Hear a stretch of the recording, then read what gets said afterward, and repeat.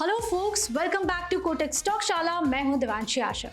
आपने टाटा ग्रुप का नाम तो सुना ही होगा।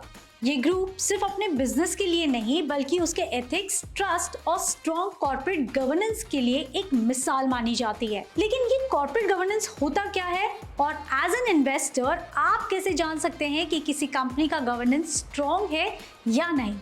तो चलिए कुछ ऐसे इंपॉर्टेंट फैक्टर्स को समझ लेते हैं जो आपको किसी भी कंपनी के कॉर्पोरेट गवर्नेंस को इवैल्यूएट करने में मदद करेंगे।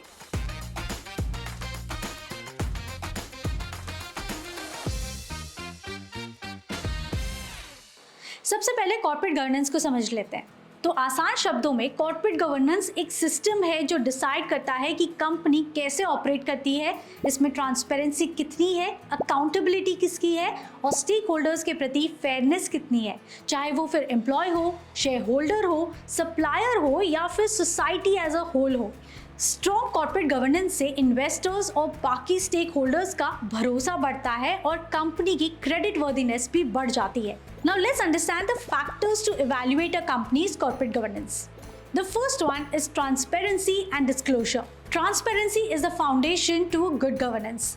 इसीलिए एक अच्छी कंपनी हमेशा अपने फाइनेंशियल रिपोर्ट्स और बिजनेस डिसीजंस अपने इन्वेस्टर्स के साथ क्लियरली शेयर करती है। एज अ स्टेक होल्डर आपको ये देखना है कि क्या कंपनी अपने फाइनेंशियल रिपोर्ट्स टाइमली प्रेजेंट कर रही है, क्या वो फाइनेंशियल्स प्रॉपर्ली ऑडिटेड हैं, क्या कंपनी अपने मेजर रिस्क और कॉन्फ्लिक्ट ऑफ इंटरेस्ट को डिस्क्लोज कर रही है, for example related party transactions का डिस्क्लोजर हुआ है या नहीं, या फिर प्रमोटर्स ने अपनी फैमिली बिजनेस में कभी इन्वेस्ट किया हो, क्या वो डिस्क्लोज कर रही है प्रॉपर्ली या फिर नहीं।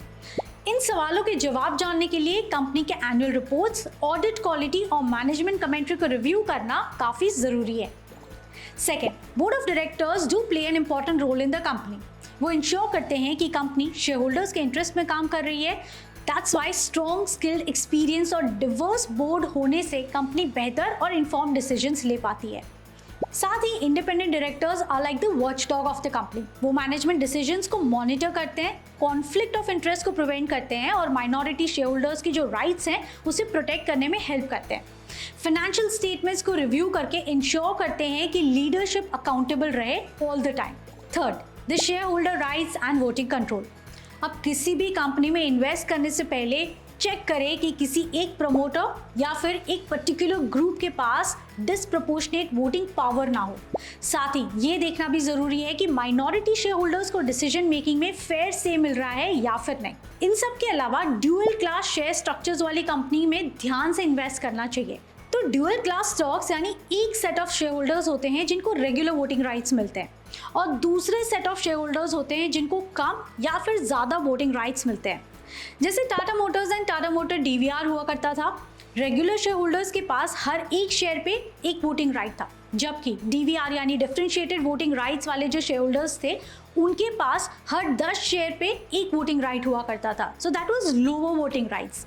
इसका डिसएडवांटेज ये हो सकता है कि प्रमोटर्स कम शेयर्स रखते हुए भी डिसप्रोपोर्शनेट कंट्रोल मेंटेन कर सकते हैं in the company, so do check that out. Fourth, CEOs and top executives की सैलरीज और उनके इंसेंटिव्स कंपनी के परफॉर्मेंस के साथ अलाइंड होनी चाहिए।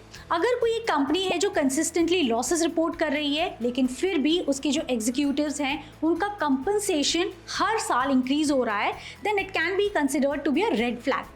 दूसरा, चेक करें द अकाउंटेबिलिटी, यानी क्या सीईओ और बाकी जो एग्जीक्यूटिव्स हैं उनका परफॉर्मेंस रेगुलरली कोई इवैल्यूएट कर रहा है, क्या उनके रोल्स और रिस्पॉन्सिबिलिटीज क्लियरली डिफाइंड हैं। इससे अकाउंटेबिलिटी इंक्रीज होती है और मिसमैनेजमेंट होने के जो चांसेस हैं कंपनी में वो कम हो सकते हैं। Then comes the risk management. अब इन्वेस्ट करने से पहले ये जरूर इंश्योर करें कि कंपनी के पास एक प्रॉपर रिस्क मैनेजमेंट फ्रेमवर्क है। Now this is important. आपको देखना है कि क्या कंपनी की जो रिस्क कमिटी है वो एक्टिवली बिजनेस रिस्क को आइडेंटिफाई कर पा रही है और मिटिगेट करती है, क्या कंपनी का इंटरनल ऑडिट सिस्टम स्ट्रॉन्ग है। Basically well defined risk management practices ensures financial stability and resilience in the company. Corporate governance सिर्फ फाइनेंशियल्स तक लिमिटेड नहीं है, कंपनी का एथिकल कंडक्ट और सोशल रिस्पॉन्सिबिलिटी भी इक्वली इंपॉर्टेंट होती है। क्या कंपनी एथिकल प्रैक्टिसेस और रेगुलेटरी कंप्लायंस को एक्टिवली फॉलो करती है। चेक कि कंपनी के जो सीएसआर इनिशिएटिव्स हैं वो क्या हैं। किसी भी कंपनी के एथिक्स और सोशल रिस्पॉन्सिबिलिटी के लिए कमिटमेंट उसकी लॉन्ग टर्म सस्टेनेबिलिटी के लिए काफ़ी ज़रूरी होते हैं। एंड लास्टली, एक इन्वेस्टर फ्रेंडली कंपनी वो होती है जो अपने शेयर होल्डर के कंसर्न्स या उनकी जो कंप्लेंट्स होती हैं उसे एफिशिएंटली हैंडल करे। सो बेसिकली इन्वेस्टर्स के कंसर्न्स एफिशिएंटली एड्रेस करने के लिए कंपनी के पास एक स्ट्रक्चर्ड सिस्टम होना चाहिए एंड रेगुलर अपडेट्स और टाइमली रेजोल्यूशंस इन्वेस्टर ट्रस्ट को बिल्ड करने में हेल्प करते हैं किसी भी कंपनी के लिए। So to sum up, corporate governance सिर्फ एक कंप्लायंस चेकबॉक्स नहीं है, बल्कि एक स्ट्रॉन्ग बिजनेस फाउंडेशन का इंडिकेटर है। अगर आप एक लॉन्ग टर्म इन्वेस्टर हैं तो इन गवर्नेंस फैक्टर्स को एनालाइज करना उतना ही जरूरी है जितना कंपनी के फाइनेंशियल्स को देखना। Can you name any of the companies with the best corporate governance practices in India? So, this was all that you needed to know about corporate governance. Thank you for watching. See you next time. ऐसे और informative videos के लिए stay tuned with Kotak Stock Shala.